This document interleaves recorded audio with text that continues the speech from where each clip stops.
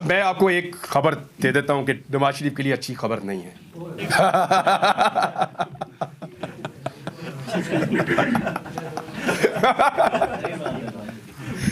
यार मुझे ना अपना काम पसंद ही बहुत है। नहीं, राणा सनाउल्लाह का मुझे देखें, मैंने पहले भी ये बात कही, राणा सनाउल्लाह तो मेरे घर में बैठ के कह के गए थे कि आपने मेरे पे एहसान किया, हालांकि मैं नहीं मानता, मैंने अपना काम किया था।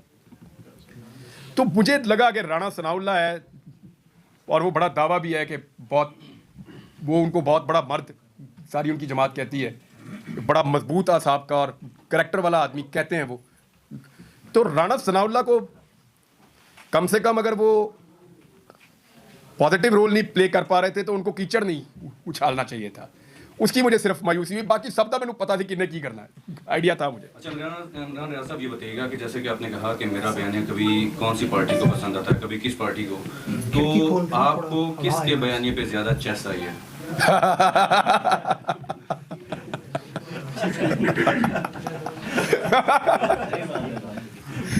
यार मुझे ना अपना काम पसंद ही बहुत है, मैंने इसको बड़ा इंजॉय किया।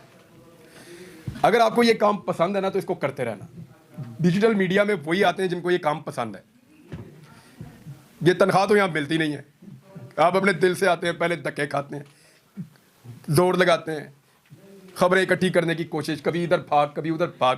ये सारे तो जुनूनी और शौकीन लोगों का काम है जो डिजिटल मीडिया में आए हैं। इनका पैशन भी हमारे इलेक्ट्रॉनिक या प्रिंट मीडिया के लोगों से ज़्यादा है।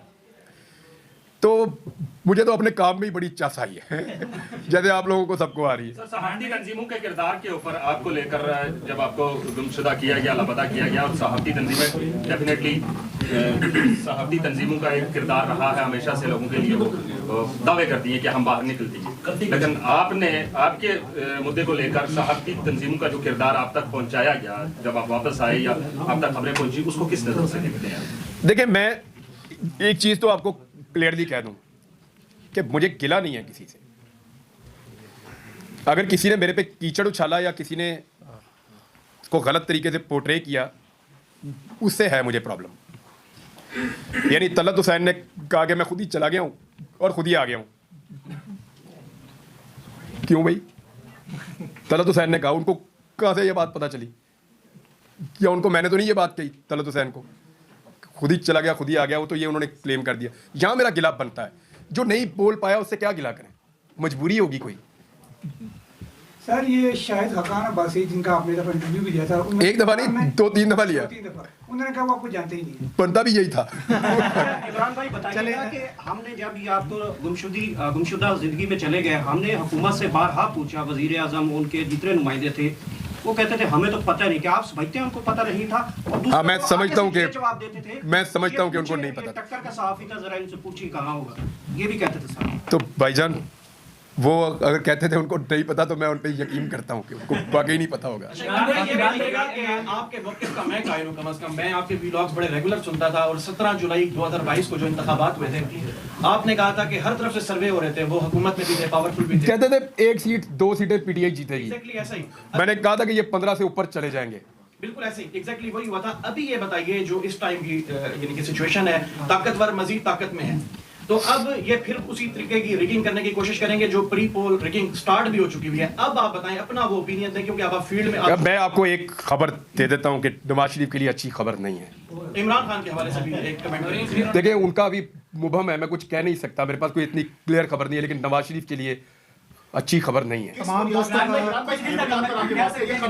इंफॉर्मेशन की बुनियाद पे मैं आपको कह रहा हूँ। इस खबर के बाद तो नूरीन और होने लग जाएगी, इस खबर के बाद नूरीन और होएगी। अल्लाह उसको सब्र दे।